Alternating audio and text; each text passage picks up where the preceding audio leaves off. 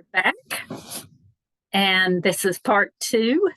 And I wanted to start with a conversation that was about to happen. I think last time we were talking about your book, I could feel a question growing in me. And we had mentioned the importance of the heart and the importance of the relationship between the mind and the heart when doing the work, but also just living in the world. And I wonder if this is a topic that you want to say anything about, what that has been like for you and how you experienced that during the writing of your book. Well, the word that comes to mind, Terry, is maturing. I've had a long history of valuing emotional intelligence and being a feeler. But in the maturity of my heart, it became less about being emotional in response to the world and more feeling more deeply my capacity to respond wisely to the world. And concurrently, my mind started to recognize that I didn't think about what I think. I wasn't an intellectual. My capacity to function with people who think about what they think was minimal. My capacity to function with people like yourself, who think about what touches them, for me is a wisdom path. So I feel like in my maturity, I could sense that wise little 4.5-year-old that I was. I remember some of the wisdom of that little kid and kind of like coming back to that innocent love of our inherent wisdom, and how expressive arts is basically about setting frames for people to access their inherent wisdom, which is in their hearts, and to then sort of evolve our capacity for the right use of intellect, which is to be able to articulate for ourselves and others in a more and more nuanced way the wisdom of the heart.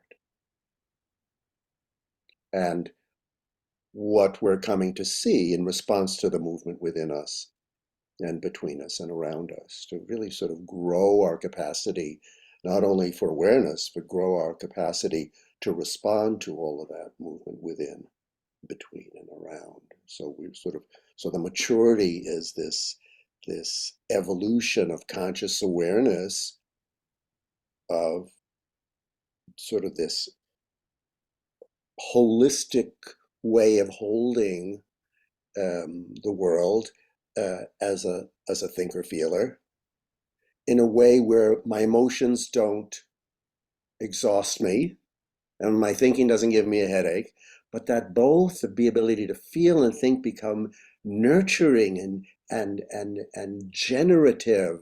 And then the expressive arts work becomes this wonderful arena for all of us to mature our capacity to embody our wisdom. And the arts seem to be a really good way to kind of massage that in that sort of liminal space where everything kind of swirls together. The heart, body, mind, spirit kind of wanting to sort of swirl together and create something cohesive called a self, in something as cohesive as possible called their world. And how can we sort of mature was my question. I wanted to mature. So over the process of writing the book, I could sense the evolution of my own maturity within myself and in response to what had happened to me, as a result of spending so much time in the expressive arts world and recognizing the potential to keep growing. Wow. Yeah, a few things there that grabbed my attention, and I'll just first of all, the idea that having awareness of what touches us and increasing the capacity to feel does not necessarily have to mean being more emotional. And I do find that crystallization of that idea helpful, even now in this moment, because that is my experience also, but I've never really taken the time to sort that out. So I just wanted to name that again. Another thing that really grabbed my interest as you were describing that is, I think that is something that was evident in the book of how your own personal professional evolution accompanied this sort of narrative you were describing, and how I could see your expressive arts method, even in the way you set up your research, even in the way you arrived at the space and time where you could enter the research. In other words, it's as if your life was a whole process, an expressive arts process. And it arrived at this moment where the particularity of your project at the time was doing this book. But it was so authentic to the life you're leading already. So maybe you could say something about 7 years is a long time. What was that for you personally, professionally? Well, the 7 years of the process of getting to the book, many of those years writing, it was like a microcosm, Terri, of the past 35 years, where I saw that in a way I was holding expressive arts in a bubble, in a precious bubble of beautiful work. And over the years, I would say in class, well, let's not have this stay in a bubble. Our studio time is great, but let's see how it affects your everyday lives for yourself and your clients. And then it occurred to me that the expressive arts work was so beautiful and so precious to me that in the intimacy with which I worked, it started to change me. It wasn't in a bubble. It wasn't the experience of the expressive arts. It was kind of like falling in love with my capacity to embody all of the discoveries about how important it is to reclaim our innocence and our openness through thousands of hours of exploring through the arts and through reflection. So in those 7 years, it was kind of like, I haven't really taken the time to say what I've discovered. I fell in love so much with the phenomenon of exploring, that I was so taken in, and I became transformed. I wasn't just a practitioner, a teacher. I was a human being who was being transformed by the work, which is, of course, our hope, is that the work is transformative for the people we work with. So I realized, wow, I am very relaxed and very clear. And I started to, with the help of the co-researchers, who were the members of this dance ensemble that I got to create as artist in residence at the University of Alberta for 3 months. And that was the springboard for the research, what happens? How do we create community in an arts-based way? So in this 3-month period, it almost like became a springboard to holding these 35 years of work in a smaller time frame of several years, to name hundreds and hundreds of discoveries out of thousands and thousands of explorations. So it really was a distillation of glimpses of beauty, truth,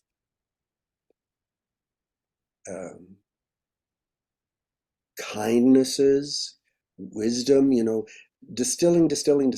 So even though the book is pretty long, over 300 pages, and seems rather complex and dense, for me, it was a reducing and a simplifying.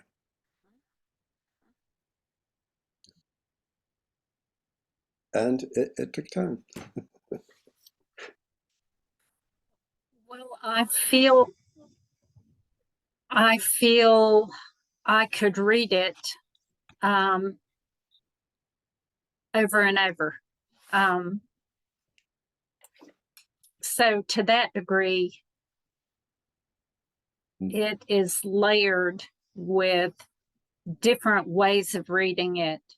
I was reading it initially looking at how you had arrived to your project and how you had set it up and how you had gathered your wisdom from the project and how you had translated it into the book. I was looking at that with a great deal of interest, just because it's hard in our field to have a research process that grows out of our method. And it's hard, even if we manage to do that, it's hard to translate it into words and ideas that convey how all of that arrived and leave it live somehow. Like I could read the comments of your participants again and go back into that probably several times and think about how those comments and those things you're writing about, those phenomena and those wisdoms, how those apply in my own life in the moment, and how those things also apply in my work with clients. So I think one time I said, sometimes I experience whenever I'm working with you, I experience your work as holographic. Like there are these kind of ideas or words or phrases or experiences, and I'm inside them. And then later I find myself turning them and thinking about how those apply to life, or I find myself thinking about those things whenever I'm with a client later. And so those are the kinds of things that don't happen when you have to nail down ideas and concepts in a way that you can prove it, or that you can demonstrate evidence. There is something about experience, and I don't mean that there wasn't a wealth of material there and a wealth of tying it back to theory and didactics, but there was something about the way that it was presented in the words of the participant and your response to that and the co-created wisdom from that process that left those ideas large enough for me to crawl inside and create my own wisdom with those. And that is the kind of book that I can read again and again. And not necessarily the kind of book that I find always whenever I'm looking for art-based research. It's nobody's fault, but it's a difficult thing to pull off. Yes. Well, I'm grateful to the late Paolo Knill and Margot Fuchs-Knill, who found the perfect advisor for me for my dissertation, which led to the book, Sherry Penn Crawford, who created something called creative process-based research. And just documenting the creative process